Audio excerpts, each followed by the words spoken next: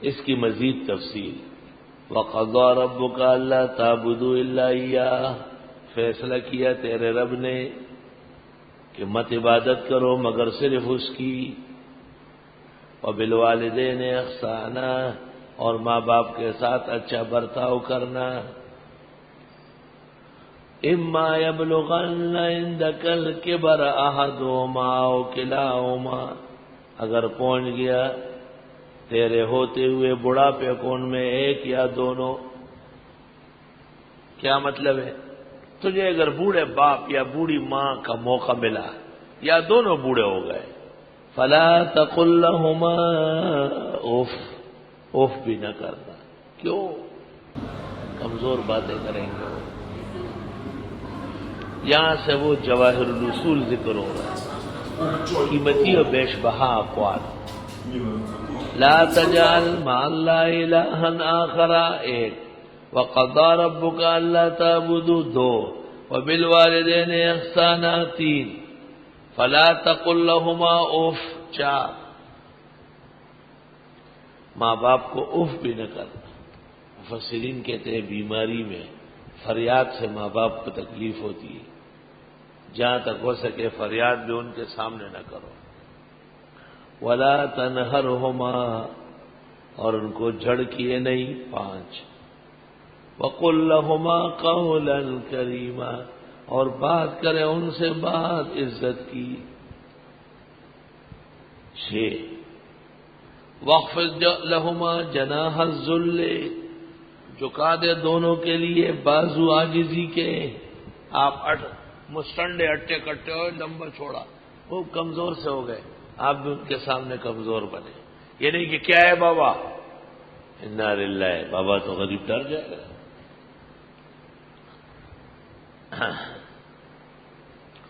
اور جھکا دیجیے ان دونوں کو بازو عاجزی کے۔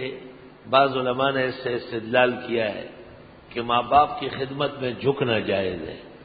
بعض قوموں کی عادت ہے کہ وہ پیروں پہ ہاتھ رکھتے ہیں، پختوں کے وہ تو سلامی ہوئی، سلام مت کہیے بابا سلام علیکم، خاص کر میمنوں میں بہت رواج ہے، میمنوں میں رواج ہے، اور یہ ان کے بڑے بڑے خوش ہوتے ہیں، چھوٹے ان کے پیروں پہ ہاتھ رکھتے ہیں۔ یہ منع ہے، ناجائز ہے، یہ غلط طریقہ ہے۔ اس قسم کا ادب فاطمہ نے محمد کا نہیں کیا، اس قسم کے ادب حسن و حسین نے اپنی امی کے نہیں کیے۔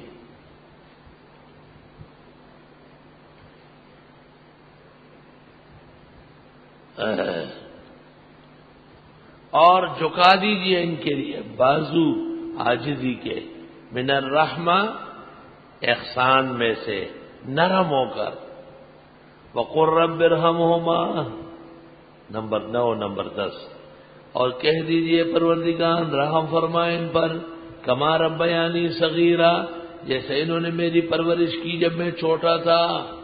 آپ اتنا 6 فٹ کا لمبا چوڑا پیدا نہیں ہوئے تھے، اتنے سے تھے، دودھ پیتے تھے، ماؤ ماؤ پاؤں پاؤں، پیشاب پاخانہ آپ کا رکتا نہیں تھا، اور یہ سب برداشت کرتے تھے۔ اللہ،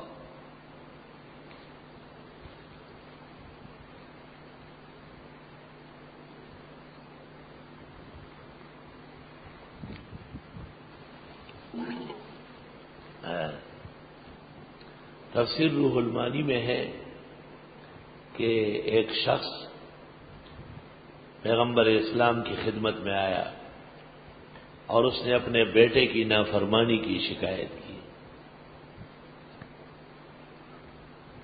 حضرت جبریل آئے اور کہا کہ اللہ تعالیٰ فرماتے ہیں کہ آپ نے اس سلسلے میں جو اشعار کہے وہ اشعار سنائیے۔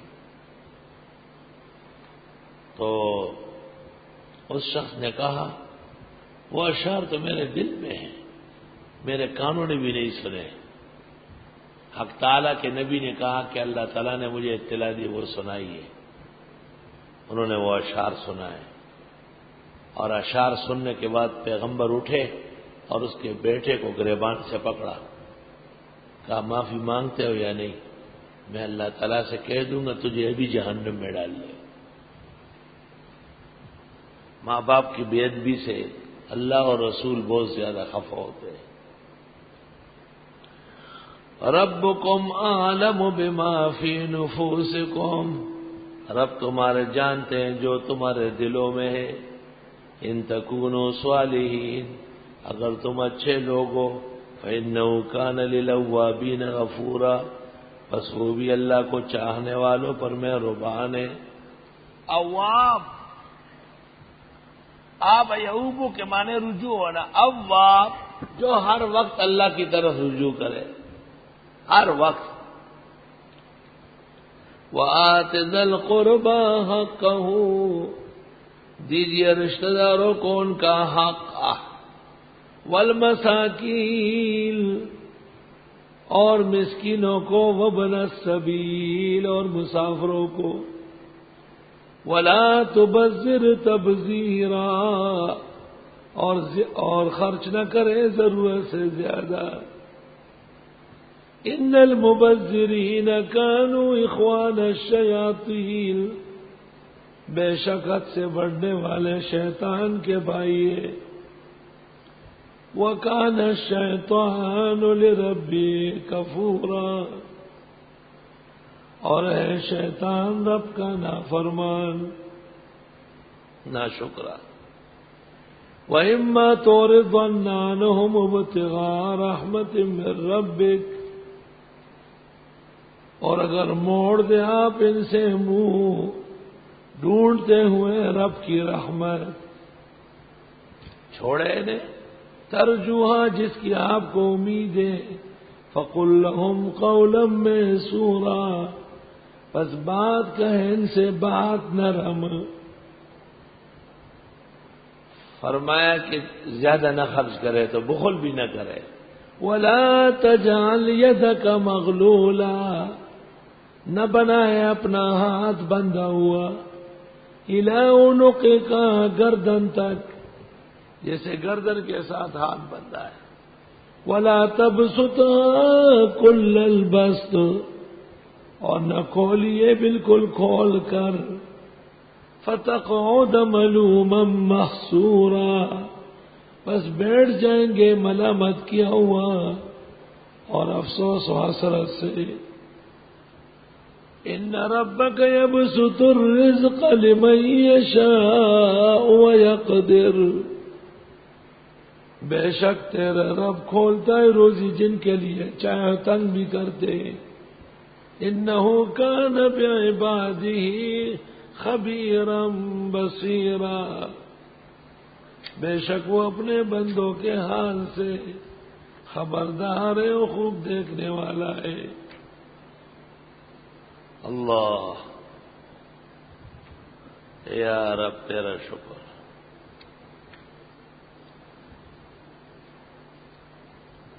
اللہ اللہ تیرا شکر۔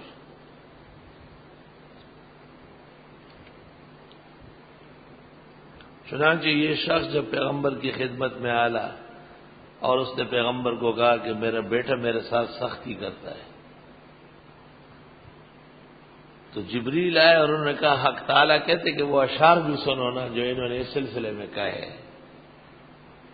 وہ حیران ہو گیا، اس نے کہا لقد قلت ما فی نفسی شیئا ما سمعته زنایا، وہ تو میں نے دل میں کہے تھے، کان نے بھی نہیں سنے۔ قل وانا اسمع، حضرت نے کہا سنائیے میں سن رہا ہوں۔ ہائے ہائے ہائے، غزوتک مولودا ومنتک یافعا تعل بما اجنی علیک وتنہلو۔ اب اس کا ترجمہ کون کرے؟ اذا لیلۃ ضافتک بالسقم لم ابت لسقمک الا ساہرا اتململ۔ واقعی خراب گلے میں درد نہیں ہو سکتا۔ میں نے آپ کو چھوٹا بڑا کیا اور آپ کتنے کمزور تھے، جس رات کو آپ بیمار ہوتے میں ساری رات جاگتا۔ کأنی انا المتروک دونک بالذی ترقت به دونی فینی تمہلو، ایسا لگتا جیسے میں بیمار ہوں. تخاف الردى نفسی علیک وانها لتعلم ان الموت وقت مؤجل.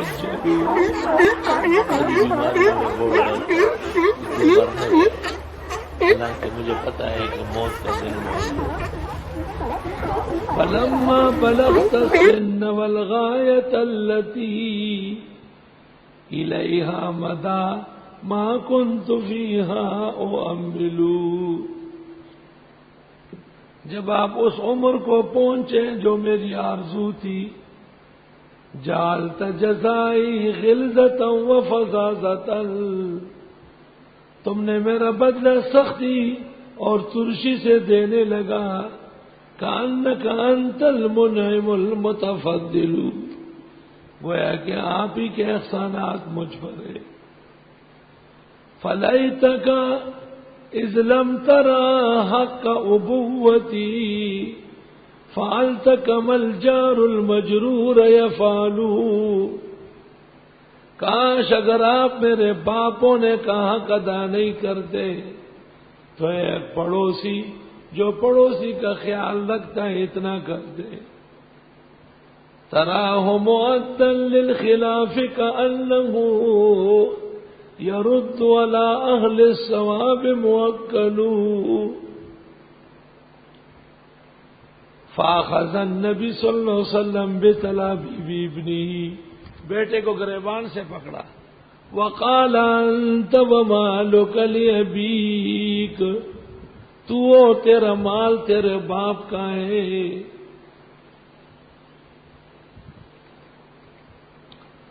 طلبا کو ہم اشعار تو سناتے ہیں حوالے، لیکن ان میں وہ ذوق باقی نہیں ہے. اور اس کی دو وجہ، ایک متنبی مقامات حماسے میں تقریباً سب فیل ہوتے ہیں، نالائق نااہل ہوتے ہیں، عربی نہیں آتی. دوسرا عربی لکھنا نہیں جانتے، بس غریب دیکھتے رہ گئے. عربی لکھنا اردو سے زیادہ ضروری ہے. سارا علم ہمارا عربی میں ہے. پوری زندگی آپ علم سے محروم رہیں گے. استاد سے فیض نہیں اٹھا سکتے کیونکہ وہ تو عربی پڑھ پڑھ کے سنائے گا آپ کو. نہ تو یاداشت ہے کیونکہ حماسہ و متنبی سے ہی نہیں پڑھی. آپ متنبی اور حماسہ مجھ سے پڑھیں تو دنیا کا کوئی شعر آپ سے چھوٹ جائے. میں مقامات متنبی، حماسہ، مختصر المانی، حسامی، ہدایہ اول، دوم، سوم، مشکات، جلالین، اس کا کامیاب استاد رہا ہوں. 18 سال پڑھا ہے. جب مولانا صبا صاحب نے مجھ سے ہدایہ ثالث پڑھی اور وہ اگلے سال پڑھانے لگا تو میں نے چھوڑ دی. الحمدللہ. اور مقامات متنبی اور حماسہ یہ تو صفوں کے اندر پڑھاتا تھا. اس کے طلباء کو عام اجازت تھی کہ وہ ہر وقت پڑھنے آئے. اتنا زبردست ذوق تھا. اور تم ہو تو وہ ایک بزرگ نے مدرسے میں تقریر میں کہا پہلے زمانے میں طلباء آپس میں معاش کے لڑتے تھے تو اشعار یاد کرتے زبردست ایک دوسرے کو سناتے. اب وہ معاش کے بھی خشک چلنے لگے. خشک اونچی آرانی شروع سے اونچے وہ بھی ختم ہو گئے. اس لیے کہ دونوں طرف سے خچر گدے ہوتے. ایک ادیب ہوتا وہ شعر پڑھتا تو دوسرا اس کا جواب لاتا. میرا ایک دوست تھا بہت بڑا اور بہت ہی تعلق رہا تھا. وہ 18-20 سال بعد مجھے لاہور میں ملا. میں کسی کام سے گیا تھا اور بھی طلباء ساتھ تھے. وہ اچانک آیا, مجھے کہا چلو میرے ہوٹل میں آرام کرو. میں نے کہا ترکت اللات والعزى جميعا كذلك يفعل الرجل البصير. تو وہ عوام تھا لیکن چٹ پٹ کہا کہ ان لم امت یوم الوداع تاسفا لا تحسبوني في المودة منصفا جو ان گلستان میرے ساتھ اکٹھے پڑھتا تھا۔ خیر، یہی ساتھی ایک دفعہ ملے تو جیسے ہی ملنے لگے تو مجھے کہا گلے لگتے ہیں جتنے تھے گلے سب بھول گئے، وگرنہ یاد تھی ہم کو شکایتیں کیا کیا۔ میں نے فوراً کہا جو رنجشیں تھی، جو دل میں غبار تھا نہ گیا، کہ اب کے بار گلے مل کے بھی گلا نہ گیا۔ ہمارا خیال تھا اور مسلک ہے کہ گریبان کھلا بند سے افضل ہے۔ اس زمانے میں نوجوانی تھی، بالکل گریبان کھلا ہوتا تھا، ممبر پہ بیٹھا ہوتا تھا، تقریر کرتا تھا، بالکل کھلا گریبان تھا۔ تو ایک آدمی نے مجھے کھڑے ہو کر کہا حضرت صاحب آپ کے کھلے گریبان سے ہمارے بچے خراب ہو گئے۔ میں نے کہا وہ جو آپ کی بچی خراب ہے اور گھر والی طارق روڈ میں کبڈی کھیلتی ہے وہ کسی وجہ سے خراب ہوئی۔ تو ایک پرچی آئی کہ نہیں ہماری درخواست ہے گریبان بند کر رہے آپ۔ میں نے وہ پرچی پڑھی اور میں نے کہا یارو سبوں کو میرے گریباں کی فکر ہے، اور ناصح کے منہ کو آن کے کوئی سی نہ کر گیا۔ حکیم صاحب بیٹھے ہوئے تھے صف میں، جھوم گئے۔ جمعے کے بعد کمرے میں آئے، مجھے کہا واہ واہ آپ کے شعر نے جھما دیا ہے۔ کہ چلو میرے بھی ایک شعر یاد رکھے، اختر یاد رہے گا۔ کچھ راز بتا ہم کو بھی ہے چاہ کے گریباں، اے دامن تر اشک رواں زلف پریشاں۔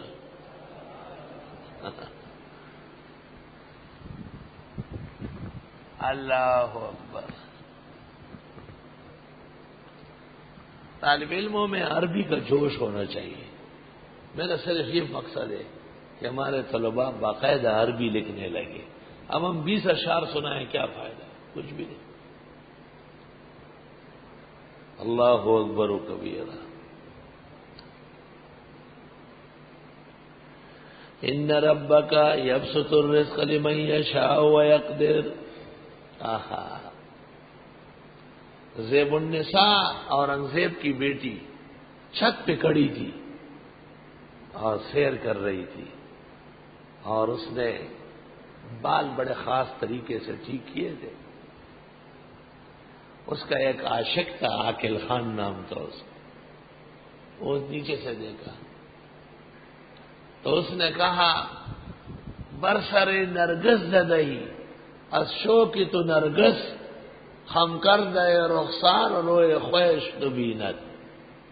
آپ نے بالوں میں نرگس کے پھول رکھے ہیں، وہ نیچے لٹک کے آپ کے رخساروں سے بوسے لے رہے ہیں۔ اس نے وہاں سے آواز دی این نرگس کے تو دی برسر افسر من۔ یہ نرگس نہیں ہے جس کو آپ دیکھ رہے ہیں، بتماشائے تو بیرون شدہ چشم افسر من۔ تیرے دیکھنے کے لیے میری بےتاب آنکھیں نظارہ دیکھ رہی ہے۔ علم کا دورہ عام تندور پر روٹی لگانے والی عورت وہ اشعار پڑھتی کہ علامہ آلوسی بغدادی اس کے سننے کے لیے ایران تشریف لے گئے، قرۃ العینین کے اشعار سننے کے لیے۔ آج دور حدیث کر چکے ہوتے ہیں، تخصصات سے فارغ ہوتے ہیں، وہ سم فارغ ہے، بالکل سم فارغ شوئے، اور اشعار پڑھو، بخاری اور ترمذی کے اشعار کیوں نہ ہو، خدا کی قسم لکھ نہیں سکتے، ایک شعر نہیں لکھ سکتے۔ بھائی عربی خط پیدا کرو، درسگاہوں میں اولا سے لے کے دورے تک روزانہ خط لکھو، کتابت کرو، ربائی لکھو، غزل لکھو۔ الحمدللہ۔